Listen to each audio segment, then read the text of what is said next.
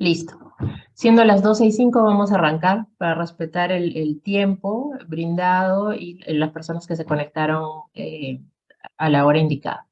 Bueno, muchas gracias por conectarse. Estamos arrancando nuevamente con los webinars este año. Un tema que tratamos mucho con nuestros clientes, el tema del e-commerce, ¿no? Cómo los podemos ayudar y brindar consejos prácticos para que eviten multas, ¿no? Siempre nuestra perspectiva es ser proactivos, ¿no? Y evitar multas a nuestros clientes y así sus empresas puedan generar o mejorar la experiencia de sus clientes, ¿no? Y bueno, arrancamos. Víctor, por favor, ¿te ayuda? Primero, una breve presentación de CPB Abogados. Es una firma peruana que tiene más de 20 años en el mercado. Somos una firma multiservice con varias áreas de especialización, con lo cual podemos brindar, estamos en toda la capacidad de brindar a nuestro cliente asesoría en diferentes materias, ¿no? Lo cual es muy importante para nuestros clientes. Formamos parte de varias asociaciones, como lo pueden ver, y nada, entonces estamos también apoyamos a nuestros clientes en diferentes partes de la región, ¿no? Andina o en Estados Unidos, porque trabajamos en una red que se llama LAW, que nos permite poder también asesorar a nuestros clientes en el extranjero, en el país que deseen desarrollar sus negocios. Sigamos. Ahora, ¿cómo nuestra área es el área de innovación en CPB Abogados? El área de innovación se encarga de ver todo lo que es el entorno digital, ¿no? Y trabajar en los temas del entorno digital, que son protección al consumidor, protección de datos personales, también temas marcarios, competencia desleal y publicidad comercial, ¿no? Ahora, ¿cómo lo hacemos? Nosotros tenemos una forma de brindar el servicio al cliente, uno súper proactiva, ¿no? Tratando de conocer muy bien lo que hace nuestro cliente para poder ayudar mejor, ¿no? A conseguir los objetivos que necesitan y evitar los riesgos, ¿no? Brindamos productos innovadores. En esta oportunidad les vamos a comentar de un software de libro de reclamaciones que nosotros hemos creado junto a un desarrollador que realmente facilita, ¿no? Digamos, agiliza y facilita y hace mucho más eficaz el tratamiento de los reclamos de los consumidores, ¿no? Y bueno, estamos muy orientados al cliente, utilizando metodologías ágiles para hacer que nuestra asesoría llegue en una forma simple, directa al cliente, ¿no? Eh, que es lo que le ayuda a tomar las decisiones. Sigamos. Bueno, los temas que vamos a tratar en este webinar es cuáles son las principales obligaciones que deben cumplirse en un e-commerce, ¿no? Desde la perspectiva de protección al consumidor vamos a arrancar primero. Luego nos pareció importante revisar cuáles son las modificaciones recientes al código de consumo, que está relacionado con el primer punto. Vamos a hablar también del programa de cumplimiento normativo en protección al consumidor, ¿no? Y los beneficios que tiene eh, para las empresas que deseen implementarlo. Y al final vamos a hablar de la protección de datos personales del consumidor en el e-commerce. Vamos con el primer punto.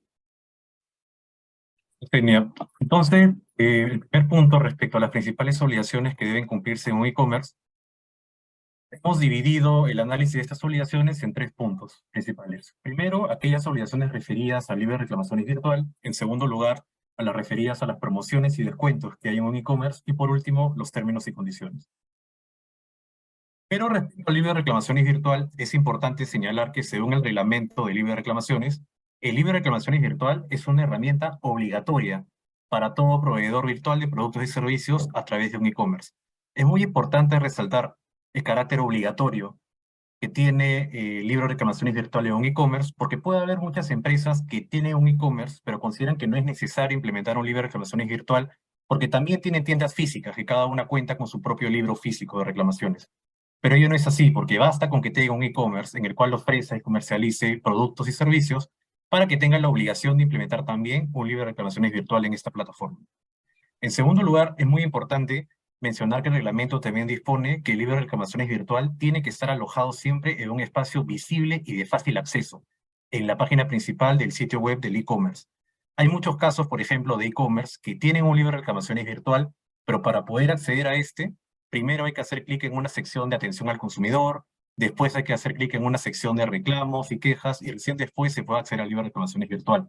En este caso estaríamos ante una posible infracción, porque el reglamento es claro en señalar que tiene que estar siempre alojado en una zona visible y de fácil acceso. Por otro lado, la hoja de reclamación virtual que es completada por el consumidor siempre debe cumplir con determinadas formalidades que están establecidas en el reglamento. Es decir, hay cierta información que es obligatoria siempre de consignar en el formato de la hoja de reclamación y que si no tuviera esa información también estamos ante un supuesto de infracción de una posible multa. Por ejemplo, tiene que estar siempre la información del proveedor, su domicilio, su número de RUC y ciertos campos obligatorios que tiene que completar siempre el consumidor. Por último, es importante tomar en cuenta que el reclamo debe ser respondido siempre dentro del plazo máximo legal de 15 días hábiles improrrogables. Hasta mayo del año pasado, el plazo destinado para este fin era de 30 días calendario y eran prorrogables. Es decir, si es que el proveedor consideraba que el reclamo era muy complejo, podía notificar al consumidor una extensión del plazo por el mismo tiempo de 30 días calendario y lo podía responder dentro de este. Ahora, con esta modificación que entró en vigencia el año pasado, el plazo ya no es más prorrogable y es solo de 15 días hábiles. Entonces es importante tomar en cuenta ello. De cuenta de esto, vamos ahora a un caso práctico, ¿no? Por ejemplo, un proveedor que vende productos o presta servicios a través de un e-commerce y también tiene una tienda física, pero en su e-commerce coloca un anuncio informando que todos los consumidores que deseen presentar un reclamo tienen que acercarse y presentar el reclamo en su tienda física. ¿Puede ser sancionado? Y la respuesta es sí, porque estamos viendo que el reglamento de libre de reclamaciones obliga a todo proveedor virtual, ¿no? A través de un e-commerce, a tener un libro de reclamaciones propio en esta plataforma. Hablando sobre las promociones y descuentos, ¿no? Es muy común que en los e-commerce siempre se difunda variados anuncios, variada publicidad sobre promociones y descuentos aplicables a los productos que se comercializan en esta plataforma. También se utilizan redes sociales, muchos otros métodos, pero también es muy común ver este tipo de promociones en los e-commerce. Entonces es importante tomar en cuenta que el Código de Consumo y también la ley de represión de competencia desleal establece que hay cierta información que debe estar siempre consignada cada vez que se difunde un anuncio de este tipo de promociones. En primer lugar, debe indicarse con claridad la duración que tiene esta promoción, el plazo de vigencia. En segundo lugar, la indicación clara del stock mínimo disponible que hay sobre este producto bajo la promoción. Y también sobre las condiciones y restricciones aplicables. Por ejemplo, si la promoción aplica únicamente a un determinado modelo de un producto o a una marca, esto tiene que ser informado. Y hay que tomar muy en cuenta que esta información siempre tiene que estar de forma bastante clara y legible para el consumidor. Si es que la letra es demasiado pequeña o el texto pasa muy rápido en caso de un video, en una eventual fiscalización del INDECOPI en un procedimiento, se va a considerar que esta información simplemente no se colocó por no ser legible para el consumidor y estaremos también ante una posible infracción. Cuando se hable de precios en las promociones y descuentos, es importante también que siempre se incluyan los tributos y demás cargos aplicables, y si se va a promocionar el precio en moneda extranjera, colocar también su equivalente en moneda nacional. En un caso práctico, en el marco, por ejemplo, de una fiscalización, tenemos que el INDECOPI en un caso advirtió que una conocida tienda por departamentos difundía un video, un anuncio en diferentes medios, en redes sociales, en televisión, que promocionaba una campaña navideña con varios descuentos, informaba así sobre el stock mínimo, el plazo de vigencia y las condiciones que había, pero el texto pasaba demasiado rápido en este video, ¿no? En la parte inferior se colocaba un disclaimer que pasaba demasiado rápido. Entonces, ¿qué pasó? Que ante esta fiscalización, que después se tornó en un procedimiento administrativo sancionador, el INDECOPI consideró que simplemente esa información no había sido colocada por no ser legible y procedió a sancionar a esta empresa con una multa de 9 UITs. Ahora yendo ya al apartado de términos y condiciones, ¿no? Los términos y condiciones son un texto legal muy importante en todo e-commerce porque regulan el uso de la plataforma por parte de los usuarios y también regulan las operaciones de compraventa que se hacen a través de esta plataforma. Es importante tomar en cuenta que si bien no hay un formato preestablecido a nivel legal que indique qué es lo que debe tener los términos y condiciones, sí debe cumplir con tener siempre información que sea relevante para el consumidor para que pueda tomar una adecuada decisión de consumo. Es así entonces que en reiterados pronunciamientos, el INDECOPI ha ido definiendo un poco qué puntos podrían estar y deberían estar incluidos en unos términos y condiciones. Por ejemplo, en primer lugar, la identificación, el domicilio, el correo electrónico del proveedor, porque el consumidor siempre tiene que estar informado con quién está contratando, los métodos de pago, los plazos, las condiciones de entrega de los productos, cuáles son las reglas de conducta de los usuarios que creen un registro en la página web, los métodos y plazos para la desafiliación del usuario que cree un registro, cuáles son las políticas de cambios y devoluciones si es que están permitidas, y también los medios de notificación a los usuarios en caso de una modificación sustancial al contenido de los términos y condiciones. Ahora bien, si bien estaba mencionando, los proveedores son libres de determinar el contenido de las cláusulas de sus términos y condiciones siempre y cuando sea información relevante para el consumidor. Es importante también tomar en cuenta que el Código de Consumo prohíbe expresamente que se contemplen determinadas cláusulas que colocan en una situación de desventaja injustificada al consumidor frente al proveedor, que son conocidas legalmente como cláusulas abusivas. ¿Cuáles son las consecuencias de que unos términos y condiciones tengan unas cláusulas que son calificadas como abusivas? Principalmente son dos. Que en el marco, en el caso que llegue un caso, por ejemplo, ante el INDECOPI, esta va a ser pasible de multa, porque es una infracción al Código de Consumo. Y por otro lado, esta cláusula va a ser inaplicada. Es decir, si el proveedor intenta justificar, digamos, alguna infracción indicando que el consumidor aceptó este tipo de cláusulas al momento de aceptar los términos y condiciones y contratar, simplemente se va a considerar que esa cláusula nunca existió y nunca fue asumida por el consumidor. Entonces, tomando en cuenta ello, algunos ejemplos que establece el código de cláusulas abusivas, que también pueden estar contempladas en términos y condiciones, son en primer lugar aquellas cláusulas que limitan la responsabilidad del proveedor de forma absoluta. Es común a veces también encontrar este tipo de cláusulas en algunos términos y condiciones que establecen que el consumidor eh, libera, no exonera de toda responsabilidad al proveedor, el producto llega en mal estado, nunca llega, llega tarde, igual no es responsabilidad del proveedor. Este tipo de cláusula, por ejemplo, es una cláusula que va a ser calificada como abusiva. En segundo lugar, aquellas cláusulas que contemplan la modificación unilateral de los términos y condiciones sin previo aviso a los usuarios registrados. Por ejemplo, es común que en muchos e-commerce los usuarios tengan que crearse una cuenta, ¿no?, de registro en la página para poder usarla y poder comprar a través de este medio, y tienen que aceptar unos términos y condiciones al momento de crearse esta cuenta. Entonces, estamos hablando aquí, en realidad, de un contrato que se celebra entre el consumidor y el proveedor, y que se acepta expresamente. Entonces, si posteriormente el proveedor va a modificar de forma unilateral este contrato que ha sido aceptado por el consumidor, tiene que notificarle, tiene que informarle, ya sea, por ejemplo, a través de un correo o a través de un aviso en la misma página web. Entonces, las cláusulas que exoneran de esta deber al proveedor de forma total, en cualquier momento puede modificar sin previo aviso y se aplica en ese momento las cláusulas, los términos y condiciones que han sido asumidas por el consumidor, también pueden ser consideradas como cláusulas abusivas. En tercer lugar, por ejemplo, aquellas que establezcan procedimientos engorrosos o pagos para presentar quejas o reclamos, es un derecho gratuito que tiene todo consumidor. Y por último, aquellas que limiten el derecho de formular denuncias por infracción, ¿no? Eso claramente también es una cláusula que va a ser inaplicable. Un caso práctico, finalmente, sobre los términos y condiciones. Por ejemplo, en el marco de un procedimiento administrativo sancionador ante el INDECOPI, este detectó que en los términos y condiciones de una plataforma digital, de un aplicativo por taxi bastante conocido, había una cláusula que exoneraba de total responsabilidad esta plataforma ante el consumidor, pese a que ofrecía el servicio de intermediación. En ese caso, entonces, el INDECOPI consideró que esta cláusula era inaplicable y al mismo tiempo procedió a sancionar a la empresa con una multa de 23.8 UITs. Ahí un momentito, Víctor, porque vamos a reforzar un punto, porque vamos a pasar un videíto sobre el tema del Líder Plus. Y también importante mencionarles que si tienen preguntas, no duden en enviárnoslas en el Q&A, ¿no?, que tenemos, o en el chat, a través del chat del Zoom, para que nosotros las vayamos recibiendo y cuando terminemos una sección, ¿no?, del webinar, las iremos respondiendo, si no, al final, ¿no?, para darles la oportunidad de ir enviándonos las preguntas. Eso en primer lugar.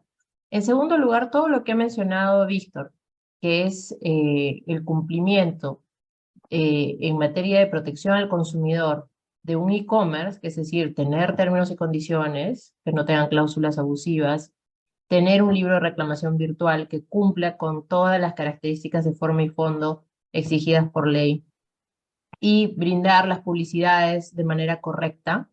En caso no se den estos tres puntos o se den parcialmente o se dé o no estén o les falte algo, todo ello genera multa a la empresa. Es súper, súper importante de que son temas que si no se tienen o no se tienen bien implementados en un e-commerce, van a generar multa a la empresa en caso de una fiscalización del INDECOPI, ¿no? Entonces ahí yo sí quería resaltar ese tema porque es importante tener, por ejemplo, un libro de reclamaciones que cumpla completamente con todo lo indicado con la ley y nosotros por eso, viendo de que varios de nuestros clientes tenían libros de reclamaciones que no cumplían, creamos un software de libro de reclamaciones que se llama Leader Plus, el cual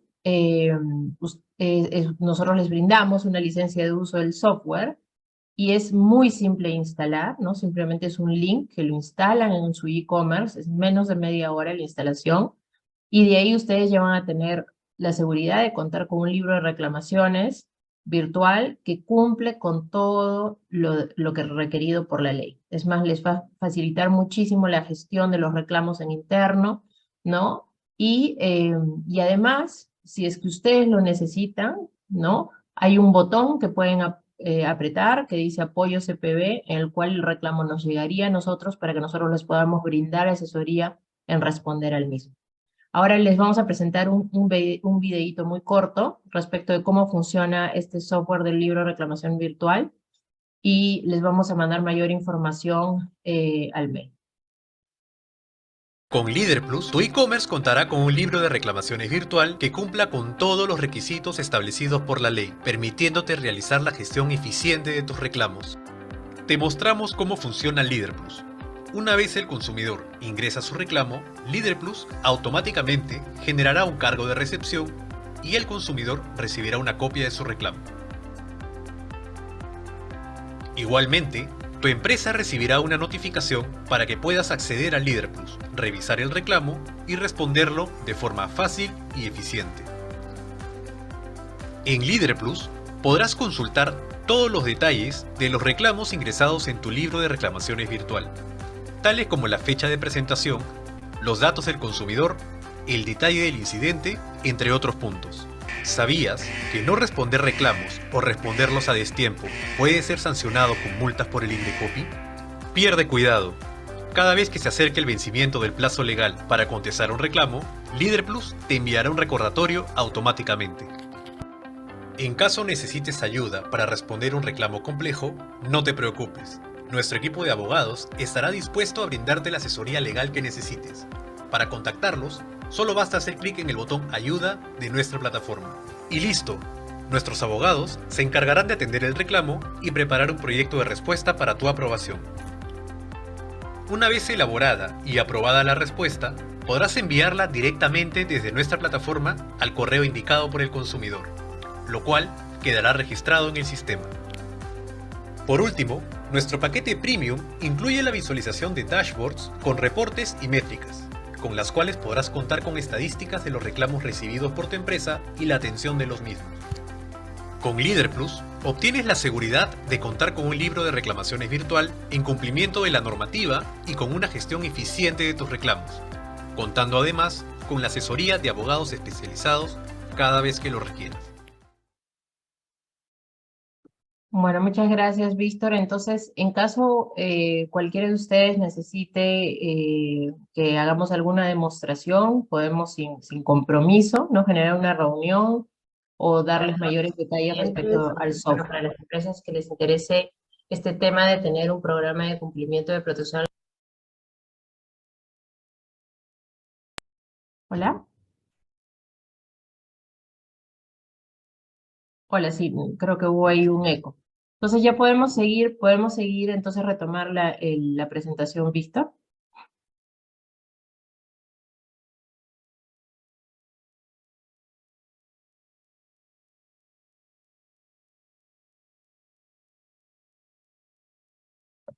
No, si pueden ver mi pantalla, por favor.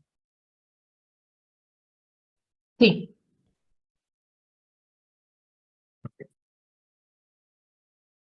Pero hacen presentación completa, porque se ven las slides al costado.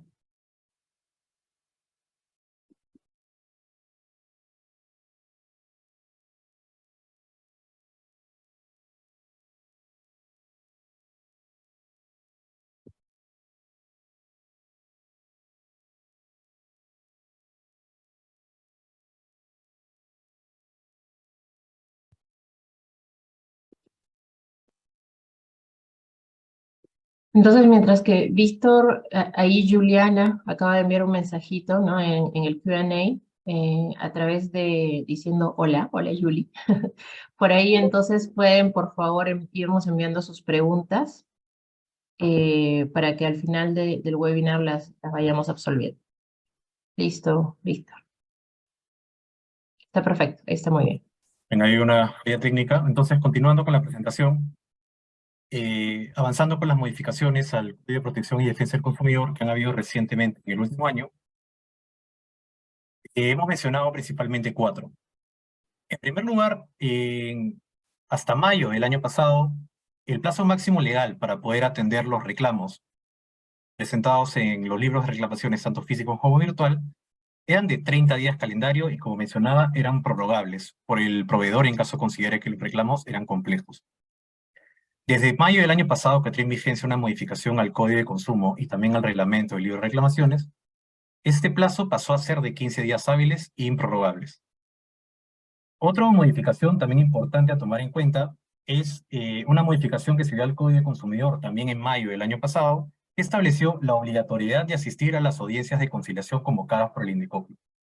Por ejemplo, hasta que se introdujo esta modificación, cuando el INDECOPI convocaba a una audiencia de conciliación ante un reclamo que era presentado por un consumidor ante el INDECOPI invitaba al proveedor a una audiencia de conciliación de forma totalmente voluntaria, en la que el proveedor, si asistía, podía proponer alternativas de solución para este reclamo.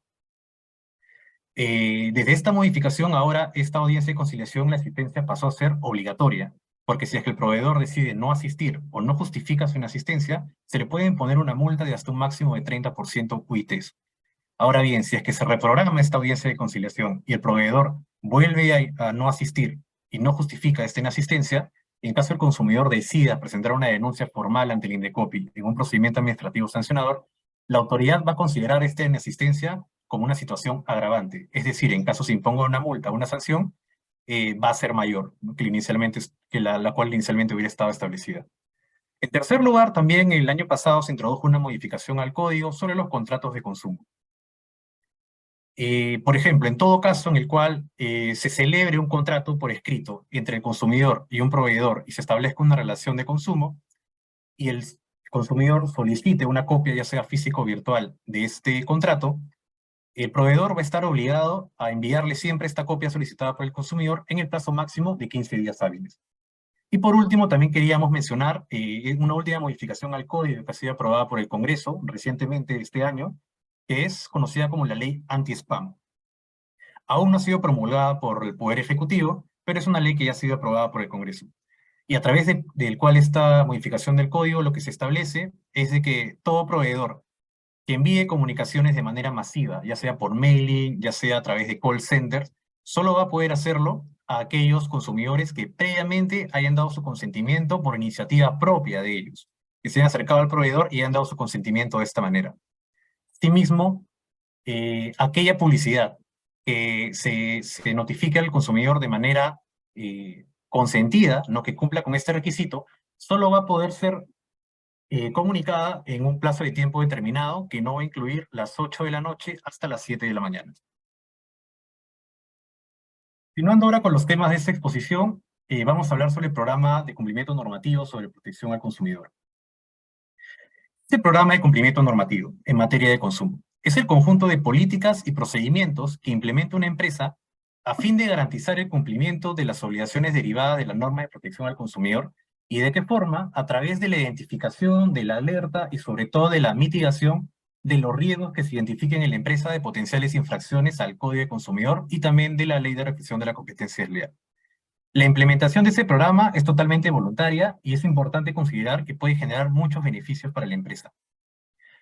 Ejemplo, en primer lugar, la implementación de un programa de cumplimiento contribuye sustancialmente a la prevención de posibles infracciones a la normativa del Código de Consumo y también de la Ley de Represión de Competencia Desleal, y así se pueden evitar sanciones de la autoridad.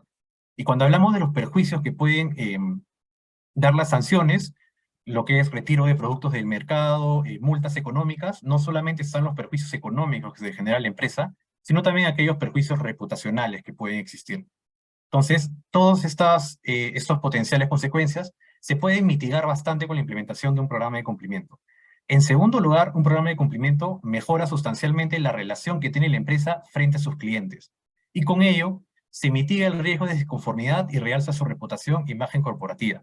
Y es que, claro, el solo hecho de implementar un programa de cumplimiento, por un lado, va a mejorar bastante la relación que tienen los colaboradores de la empresa con sus consumidores, y por otro lado, también la misma empresa puede comunicar, puede publicitar que ha implementado un programa de cumplimiento ante sus consumidores, y eso va a generar una relación de bastante confianza y va a poder realzar su reputación en el mercado.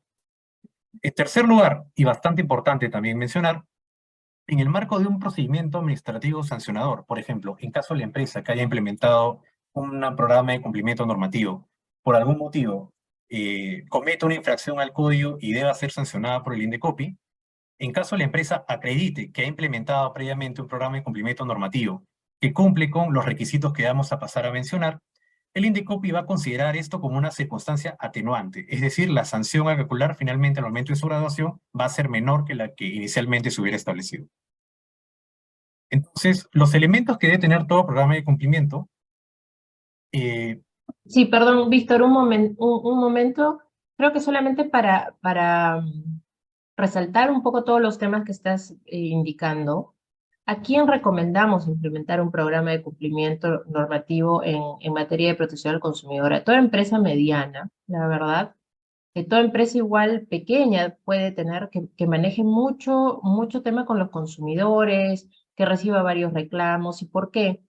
Porque eso hace que el INDECOPI vea, ¿no? que su empresa es responsable en el tratamiento, en la gestión de los reclamos de los consumidores, ¿no? Es una serie de elementos que va a indicar ahora Víctor, pero que hace que se demuestre a la autoridad de que la empresa ha tomado todas las medidas necesarias para establecer un programa porque el consumidor es importante para esa empresa, ¿no? Por eso es que se considera, y el INDECOPI considera esto como un atenuante, siempre y cuando el programa no se quede solamente en unos papeles en el cajón, sino que se ponga, que se implemente y que sea un programa vivo, que se den varios elementos que ahora va a indicar Víctor. Pero sí quería resaltar eso de que ese programa es súper importante porque hace que toda la empresa sepa de la importancia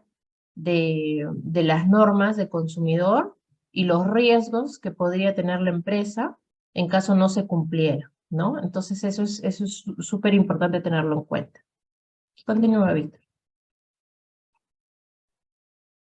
Bueno, continuando justamente lo mencionado por Senia, en el reglamento del programa de cumplimiento, porque es un aspecto que está regulado en caso de la implementación voluntaria por parte del proveedor, establece ciertos puntos que debe cumplir con tener todo programa de cumplimiento para que éste, en primer lugar, sea realmente eficiente y cumpla con sus finalidades de mitigar los riesgos identificados de potenciales infracciones a la norma de consumo, y en segundo lugar, sobre todo, puede hacerse valer ante el INDECOPI con una circunstancia atenuante, como mencionaba anteriormente.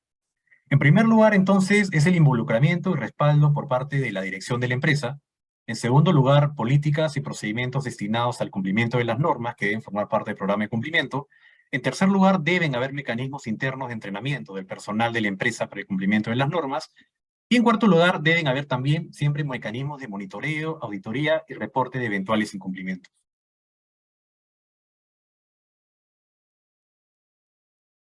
En primer lugar, respecto al involucramiento y respaldo por parte de los directivos, debe estar presente siempre en todo programa de cumplimiento.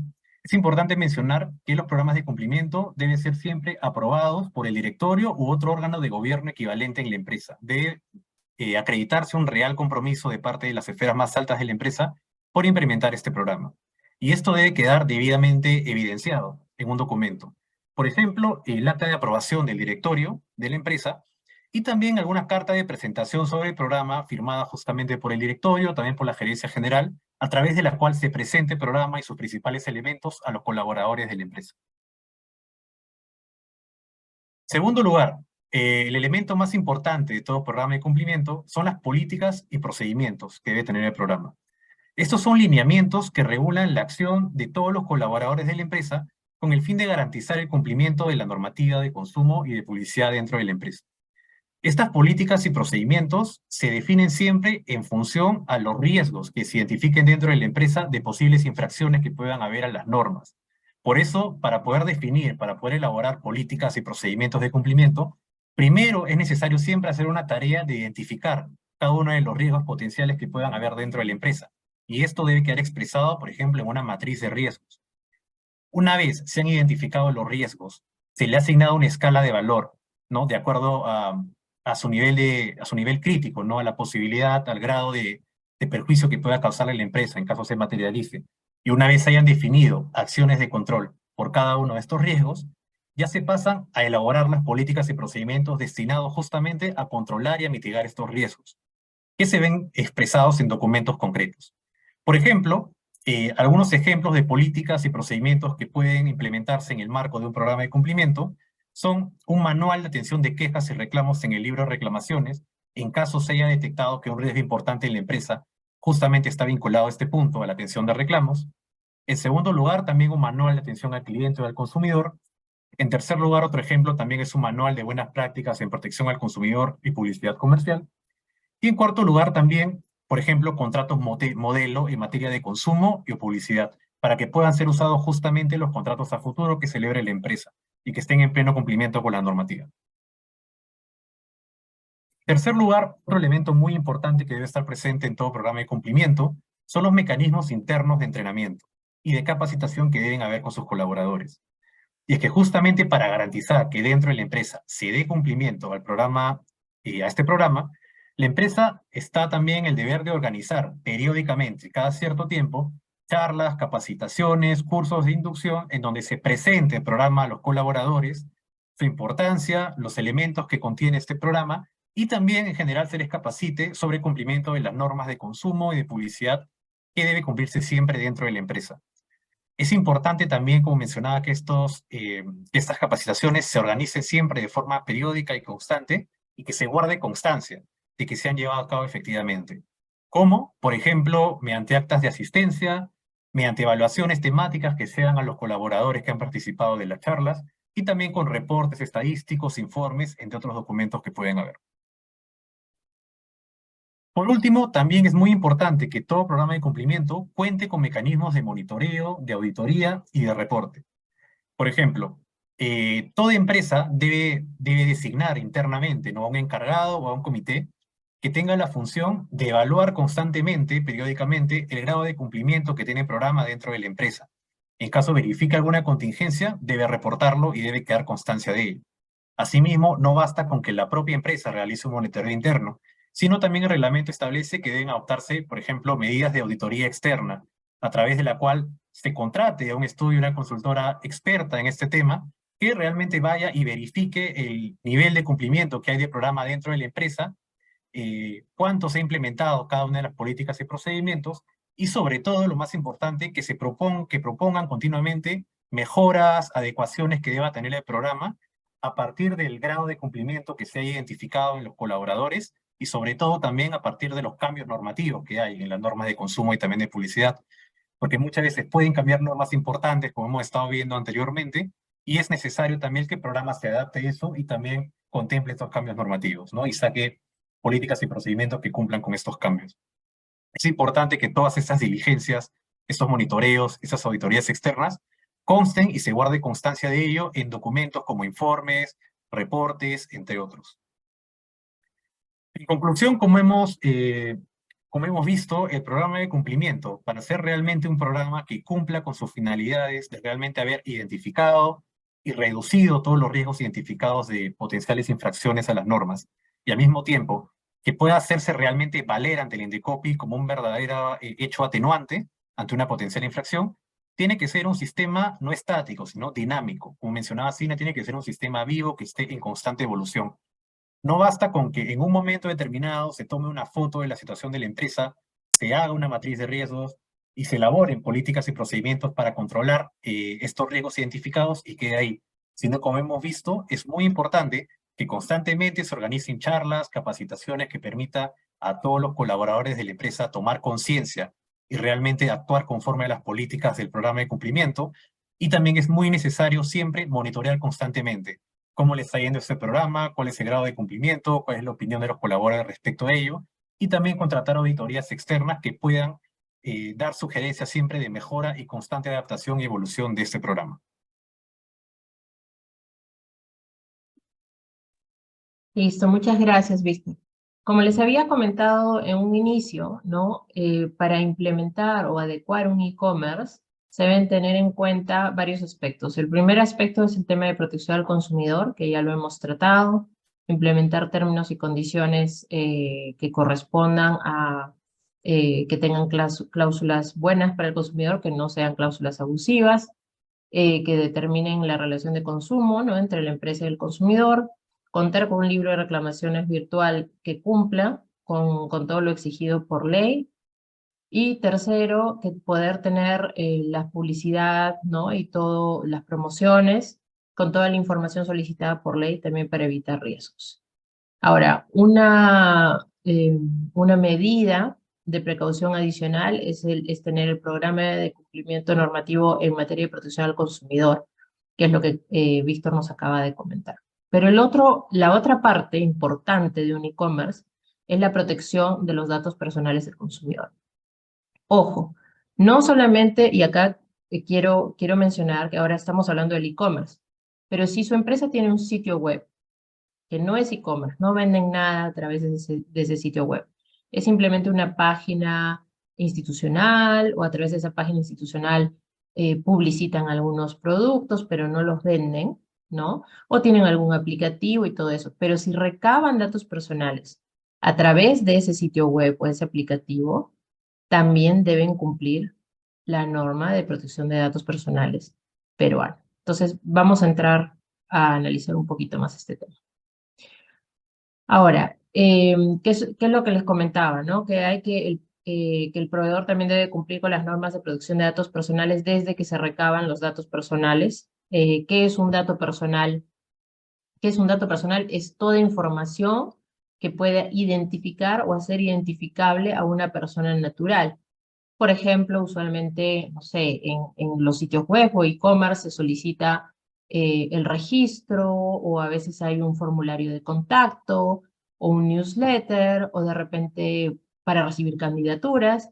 Entonces, a través de todos esos formularios digitales en un sitio web o un e-commerce, ustedes la empresa recaba informaciones que constituyen datos personales, que son, por ejemplo, el nombre, la dirección, la edad, sexo, a veces eh, varios datos, email, teléfono, en fin. Entonces el consumidor, ¿qué es lo que exige la norma de protección de datos personales? Es de que el consumidor tiene derecho a que lo informen de manera sencilla, previa a la recopilación de sus datos, sobre, uno, que están recopilando sus datos, y dos, que la finalidad para la cual serán tratados esos datos personales, ¿no? Entonces hay que tener muy en cuenta eso. ¿Hacemos? Bien. ¿Qué obligaciones sobre datos personales debe cumplir un e-commerce o un sitio web? ¿No? Si se recopilan datos personales, como los ejemplos que les di en esos formularios de contacto, un newsletter o alguna encuesta, entonces una de las principales obligaciones en materia de protección de datos personales es contar con una política de privacidad. Es un documento que usualmente se cuelga en el sitio web o en el e-commerce y que debe ser de fácil acceso, ¿no? A través de esa política de privacidad se va a cumplir con el deber de informar al consumidor o al usuario de que se está recabando los datos, de dónde se están guardando, de quién los está recabando, con quién se comparten, la finalidad, en fin, ¿no? Otro punto importante es de que se debe guardar el consentimiento, la constancia del consentimiento previo de dicho documento. Entonces, usualmente en el formulario de registro, cuando ustedes van a comprar algo, simplemente van a enviar su información, normalmente hay una casilla abajo, ¿no? Que dice, apruebo, ¿no? Estoy de acuerdo con la política de privacidad y estoy de acuerdo, le he leído y estoy de acuerdo, ¿no? Y usualmente es importante también de que se le dé la facilidad a través de un hipervínculo al usuario de acceder a esa política de privacidad, porque a través de ese check, de esa casilla, el usuario va a aprobar, ¿no? Que ha leído la política de privacidad y que está de acuerdo con que se compartan sus datos o se utilicen los datos para la finalidad que se ha indicado en la política, ¿no? Ahora, si es que se recopilan los datos personales a través de cookies, ¿no? También se debe contar con un aviso pop-up, con un aviso emergente, ¿no? Ustedes habrán visto que a veces uno ingresa a un sitio web y le sale una ventanita, ¿no? Que primero uno no puede ni acceder al sitio web y tiene que primero marcar una opción de esa ventanita para decir si aprueba todas las cookies o solamente algunas cookies, ¿no? O a veces uno ni entiende el mensaje y ya lo aprueba sin saber qué está aprobando. Entonces, es importante tener eso porque a través de las cookies también se recopilan datos personales. Y así, a través del aviso pop-up se recaba el consentimiento, pero también se debe cumplir con incluir una política de cookies, que puede ser aparte de la política de privacidad o incluida en la política de privacidad, en la cual se dé mayor detalle, ¿no? En caso los datos personales sean tratados para fines adicionales, ¿qué es un fin adicional, no? Por ejemplo, si yo quiero comprar una blusa y estoy comprando por el e-commerce una blusa, doy mis datos personales y estoy dando esos datos personales, mi dirección, mi nombre, para que me entreguen la blusa a mí y en esa dirección, ¿no? Pero, ¿qué pasa si es que la empresa, que usualmente es lo que pasa, la empresa quiere utilizar esos datos personales para hacer publicidad, ¿no?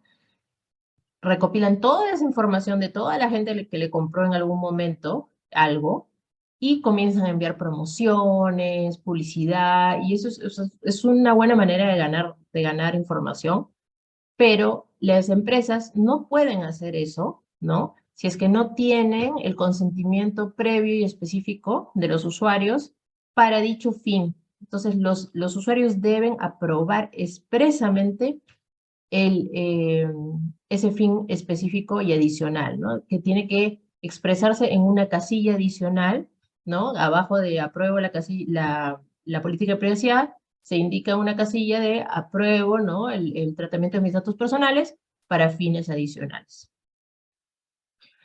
Y bueno, otra de las obligaciones importantes en tema de datos personales es la inscripción de los bancos de datos personales ante la autoridad. ¿Esto qué quiere decir? Que no se tiene que dar toda la información a la autoridad, sino que se tienen que llenar unos formularios con información importante que se tiene que declarar, ¿no? Usualmente los bancos de datos personales que una empresa tiene son las de trabajadores y postulantes, ¿no? Porque es información que tiene, que ya no estamos a nivel digital, estamos ya a nivel interno, porque el tema de protección de datos personales va a lo digital y a lo interno, entonces hay que cumplir con ambos. Entonces, uno de esos bancos de datos es el de trabajadores y postulantes, el otro es el de libro de reclamaciones, otro de clientes, proveedores, ¿no? Usuarios del sitio web y de videovigilancia en caso tuvieran cámaras, ¿no? De seguridad.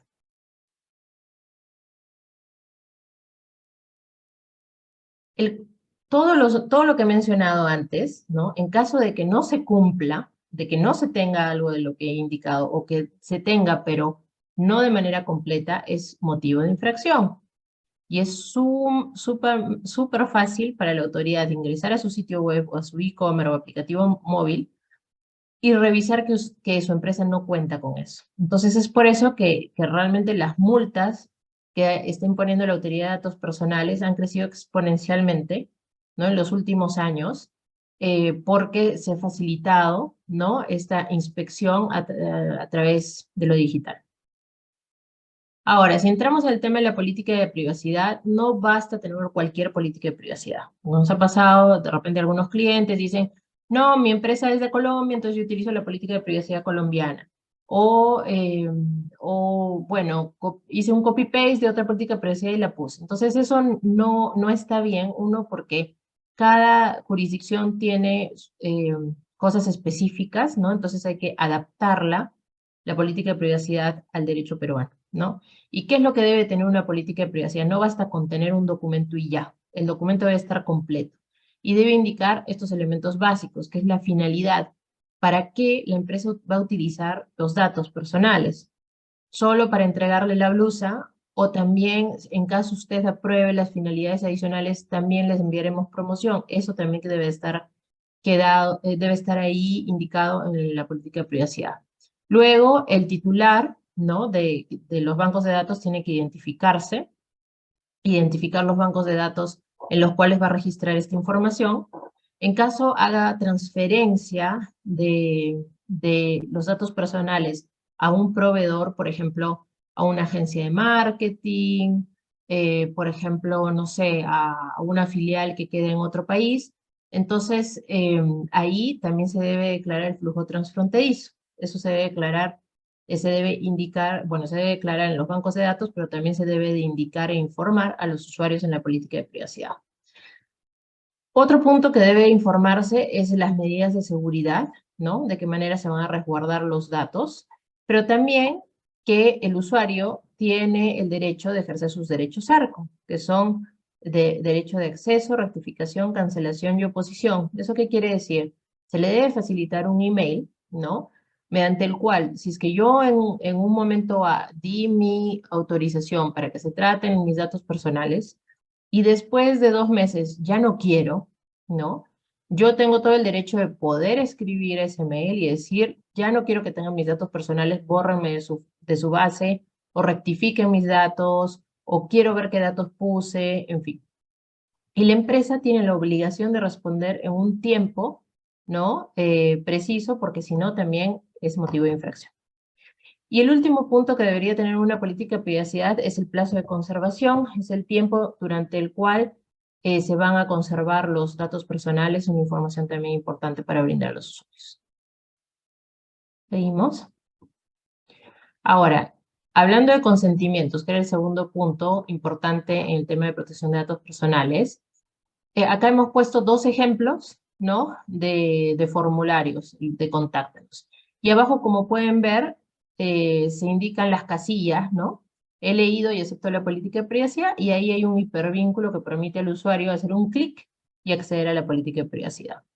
O la segunda casilla es: autorizo el tratamiento de mis datos personales para fines adicionales, conforme lo establecido en la política de privacidad, y ahí usualmente también indicamos a los clientes de que cuando haga clic el usuario, pues lo conecte a esa parte de la política de privacidad donde dice cuáles son esos fines adicionales para que el consumidor pueda o no. Esto, ojo, esto no es obligatorio. El primer checkbox sí debería ser obligatorio para poder venderle algo, porque si no estaría desprotegida la empresa.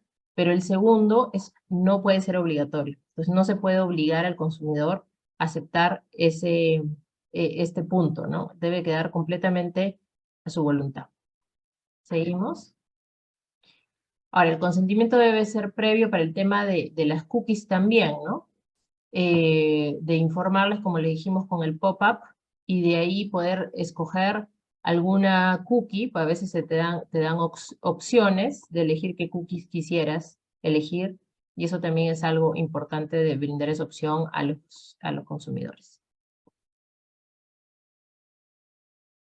Bueno, en las recomendaciones finales, lo que podemos decir es de que después de haber revisado todos estos puntos, de haber ayudado a varios clientes en fiscalizaciones, ¿no? Muchas veces algunos clientes dicen, bueno, pues pero es que a mí no me van a fiscalizar porque yo no soy una empresa grande. Y la verdad es de que el Indecopi no solamente está fiscalizando a las empresas grandes las ha fiscalizado 1000 veces. Entonces, y las va a seguir fiscalizando, pero está yendo a ver a empresas medianas, empresas pequeñas. Nosotros hemos ayudado a varias empresas, por ejemplo, agencias de marketing, empresas de consumo masivo, en temas de fiscalización.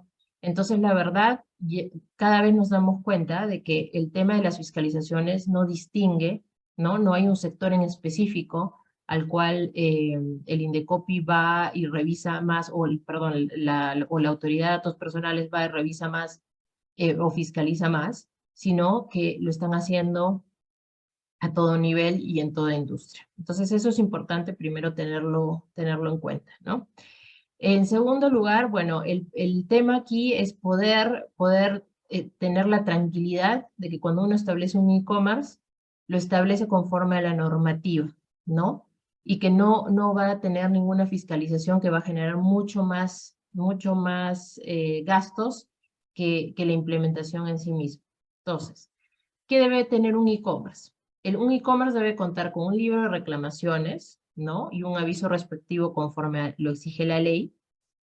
Ahora, se debe contar con el tema también de los términos y condiciones, como lo indicamos. Debe adoptar un programa de cumplimiento normativo. Eso no es una obligación, el programa de cumplimiento normativo. Eso sí lo menciono. No es obligación, pero es muy recomendable para las empresas de cierto tamaño que tienen bastantes consumidores en que puedan demostrar, ¿no?, al IDECOPI en cualquier fiscalización o procedimiento que han tomado las medidas correspondientes para tener un programa de cumplimiento en la empresa y hacer, indicar a sus consumidores de que esto es muy importante para ustedes y también a sus trabajadores, ¿no?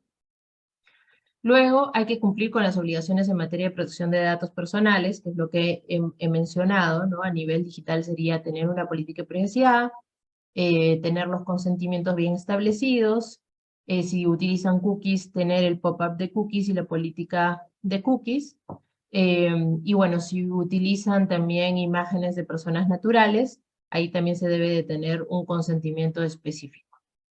Como último punto, los e-commerce usualmente hacen publicidad y promociones, entonces no se olviden que también hay que tener cuidado, no se puede subir cualquier publicidad, siempre se tiene que analizar bien la publicidad que se sube en las redes sociales o en e-commerce, para que no infrinjan ninguna norma, ¿no?, en materia de publicidad comercial.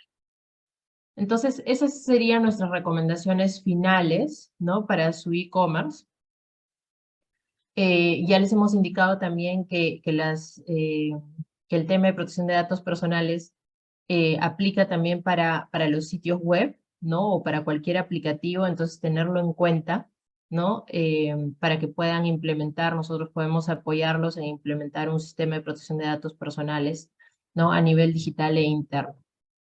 Vamos a ver si es que hay algunas preguntas. Víctor, no sé si... Ahí tenemos 2 preguntas. Víctor, a ver, te hago la primera. ¿Cuándo es necesario contar con un libro de reclamaciones virtual?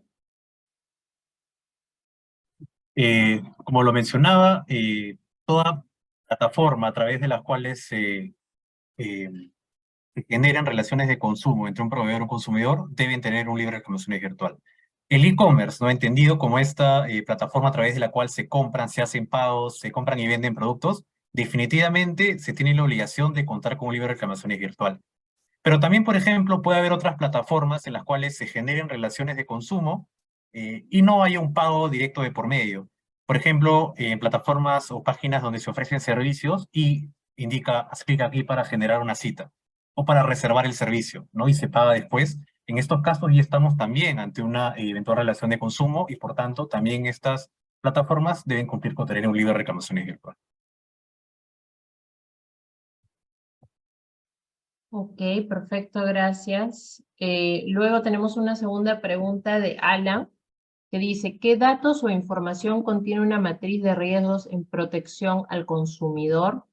Acá entiendo que se refiere a Alan al programa de cumplimiento normativo en materia de protección al consumidor, que Víctor mencionó que uno de los puntos, ¿no?, nosotros cuando elaboramos este programa de cumplimiento, uno de los puntos básicos con el que iniciamos es realizar una matriz de riesgos, ¿no? Y esa matriz de riesgos que indica todos los riesgos en el universo de protección al consumidor, que son, ¿no? Por ejemplo, ¿cuenta con un términos y condiciones o no? Si cuenta, no cuenta, ¿no? Los términos y condiciones están completos, son le faltan temas, son confusos, ¿no? Que acá hay riesgo o no riesgo. ¿Cuenta con libro de reclamaciones o no? ¿El libro de reclamaciones tiene toda la información necesaria o no?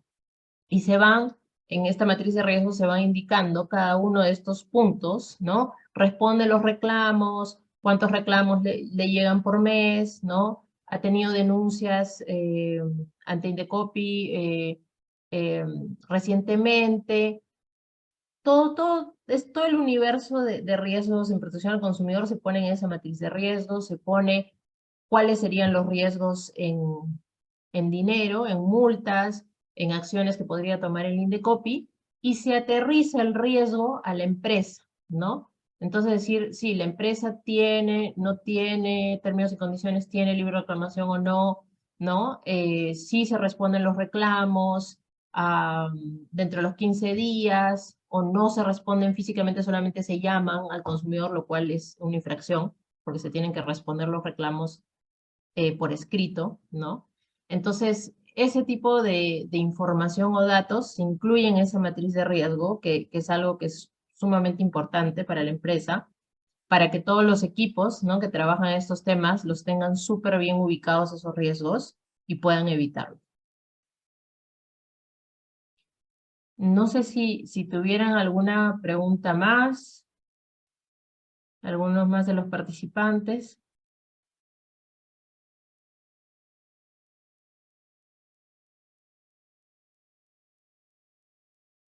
A ver, voy a ver si es que hay una más. No tenemos más preguntas, pero en todo caso, si es que tuvieran alguna pregunta adicional, no duden en contactarnos, ¿no? A nuestro mail. Bueno, después les vamos a enviar un mail con la presentación y con información sobre Líder Plus para que ustedes la puedan evaluar, y nosotros estamos a su completa disposición para brindarles cualquier información, establecer alguna reunión, ¿no? Para poder ver el caso específico de su empresa y poder asesorarlos. A ver, ahí hay una pregunta más de Alan. ¿El software que tiene sobre el libro de reclamaciones involucra que el estudio elabore la respuesta? Es una pregunta importante, Alan, porque lo que nosotros queríamos es que sea dinámico esto, ¿no? Hay empresas que tienen un reclamo por mes y otras empresas que tienen 30 reclamos, 100 reclamos por mes, ¿no? Que no es lo usual, pero sí hay empresas que tienen esa cantidad de reclamos. Entonces, lo que nosotros hemos querido brindar a nuestros clientes es un software que les dé la libertad, ¿no? Entonces es la libertad de escoger a ustedes, a los clientes. Entonces ese software lo tienen ustedes reciben los reclamos. Si son reclamos que ustedes pueden simplemente o fácilmente responder, lo responden. Y si hay algún reclamo que ustedes necesiten ayuda porque es un poco complejo, es un tema de discriminación, es un tema que ven que el consumidor pues quiere hacer más problemas sobre algún tema en específico que ya se le había respondido, entonces tienen la oportunidad de, a través del software, apoyar un botoncito que dice ayuda CPB, y nosotros no vamos a tener acceso a ninguno de sus reclamos, solamente hasta que aprieten ese botón, ¿no? Cuando aprieten ese botón, nos va a llegar el reclamo de la empresa tantos, y nosotros vamos a poder brindarles un proyecto de respuesta para que ustedes lo aprueben y ustedes lo envíen directamente desde el software, ¿no? Entonces, el software tiene un precio a nivel, o sea, un precio anual, porque es una licencia de uso de software, pero en caso ustedes necesiten que se les brinde asesoría a través de brindar una respuesta a uno o varios reclamos, eso tiene un costo adicional, pero es un costo por reclamo, pero que es mucho más bajo que si nosotros, por ejemplo, brindáramos la asesoría de reclamos en nuestro software, ¿no? Que también brindamos a algunas empresas que tienen un software específico y nosotros les brindamos la asesoría en las respuestas. Pero si utilizan nuestro software, ahí tenemos tarifas preferenciales para cuando ustedes quieran enviarnos algún reclamo, y eso se paga a fin de mes, ¿no? Tienen la flexibilidad de hacerlo de ese modo. Bueno, a ver, acaba de llegar una pregunta más. ¿El software tiene respuestas ya elaboradas, respuestas estándar, o solo avisa de las fechas de vencimiento? No, el software es muy bueno. ¿Por qué? Porque sí tiene plantillas, porque a nosotros nos pareció muy útil tener plantillas. Entonces, dependiendo de la empresa, nosotros podemos armarles las plantillas que ustedes deseen, ¿no? O ustedes mismos pues la empresa puede armar 3 o 4 plantillas y puede utilizarlas, ¿no? Esas plantillas, y las tiene que acomodar al caso en específico del consumidor, por supuesto. Y también el software te avisa de las fechas de vencimiento, ¿no? Te avisa, ya lo podemos establecer a 5 días antes de que venza, a 10 días antes, con 1 o con 2 alertas, ¿no?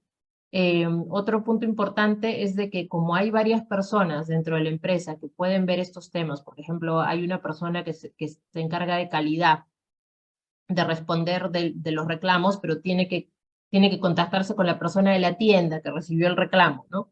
Entonces el software también te permite tener un chat interno entre estas personas para que facilite también el hecho de obtener las respuestas sobre un reclamo específico, y todo se pueda manejar a través del software, que eso es lo importante, ¿no? Poder digitalizar todos los reclamos. Incluso algunos de nuestros clientes, para su libro de reclamación físico, lo que hace es brindarle ahora un iPad o una computadora, le da acceso al consumidor para que incluya el reclamo de manera digital. Así el cliente está contento porque tiene todo digitalizado, ¿no?